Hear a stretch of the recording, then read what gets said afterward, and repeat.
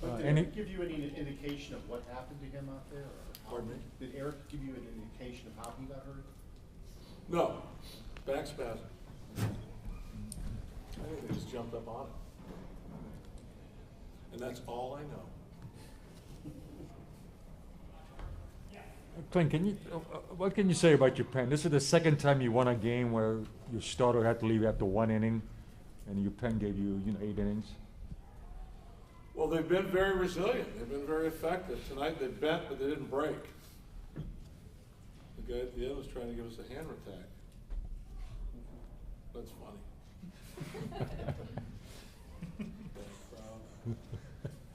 That's probably as least efficient we've been, though, with our pitches. We pitched ourselves in some nice corners, some tight corners tonight, and they were able to get out of them. Cruz was able to get out. Obviously, really, you don't go much deeper than where he was, and to be able to get out, a couple punch outs. And Joel, I mean, very rarely you see a guy throw 3 balls at a backstop and then finish the way he did. I don't know what Ray told him after the trip. That's one of the best trips Ray Series has made all year.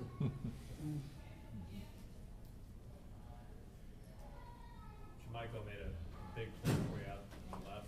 How much more comfortable are you feeling with him defensively moving around? We've moved him all over, and he's much more athletic than I anticipated when we first got him. His arm will play anywhere, and it's just getting him out there and getting him reps. He just doesn't have that many major league reps. He came up as a shortstop, played mostly infield, and in Boston a little outfield. We've got him at first base. You'll see him at first base sooner than later, just in a situation where it calls for it. But we've got going to have him moving around. We like the bat. When the kids fit in well with us, the young men fit in very, very well, and the versatility is a plus. And that's a big time catch. It's a very important play. Does this team sometimes tend to feed off McCutcheon when he gets going? It kind of gives everybody a lift. Yes. Yes, Andrew can do things that do excite you. And hopefully everybody sometime in their career has a player that they play with that actually gets you up and gets you going. Andrew does that. You look at the play he made in the 3-run inning. You're going, oh, no. Oh, what? Oh, my good, look at that. I mean, it's almost like once he realized the predicament he put himself in,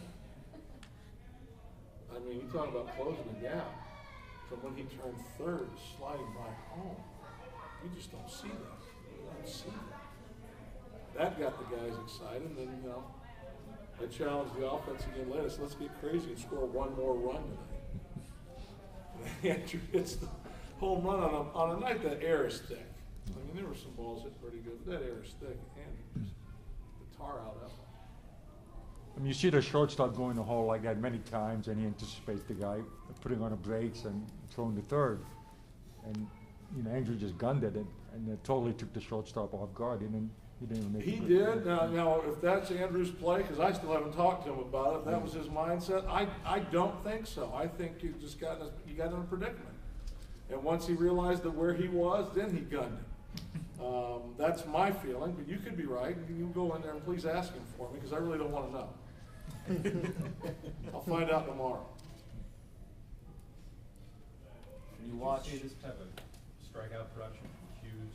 Can you speak of how he's really adapted to this role he's in? Well, we talked about hitting being contagious, and the strikeouts seem to be contagious. It plays for a while. I know the thing you have to be leery of is the mindset. Now, are some of our guys going for the strikeouts from the first pitch, and we're not getting strike ones tonight? We didn't get a lot of strike ones.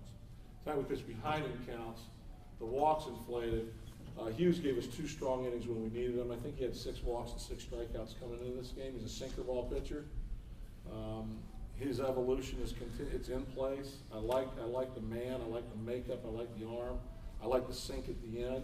And now he's reading swings a little bit. He's feeding off the other guys and gathering information. So he's been a very valuable asset out there for us to give us some length. We needed all the length we could get tonight. Lincoln and Hughes were big keys of that ball game to get us to where we could get the Cruz and really in hand, very efficient with their pitches. And I mean, you talk about a jump starting a guy. I know guys are ready to play, but I don't know if I'm a reliever, if I'm going to be ready to go in the second inning. I mean, and to come in and pitch the way he did, he's been very professional with his opportunities. We look at guys putting guys on and then getting the strikeouts that they did, or getting the outs that they did, regardless how they did it. Is that almost more impressive to watch Gurley do that and to attack the way he did with the fastballs in that situation? Well, you also get to the point where maybe there wasn't as much confidence in your breaking ball. I mean, it's a two-edged sword. We saw it happen last night, I think, and I'm not so sure that it might not have happened tonight a couple times. But to have the quality of fastball and think you can get it to spots where you're going to get swings, that's what they were able to do once they got in tough situations. Based on the scouting report, based on the reason, have good enough control after you haven't had that control to lock in, get outs, and move forward. You know, and in a couple of the cases, you know, I was there to put the guys on. You know, I knew once LaRoche was up, you know, the place he is right now, he's more dangerous than the guys that were going to follow him. But you always are wary. You put a guy like that on first and second, you lose the next guy, bases loaded. You've actually kind of helped to put your pitcher in a jam a little bit. But I've got confidence in him.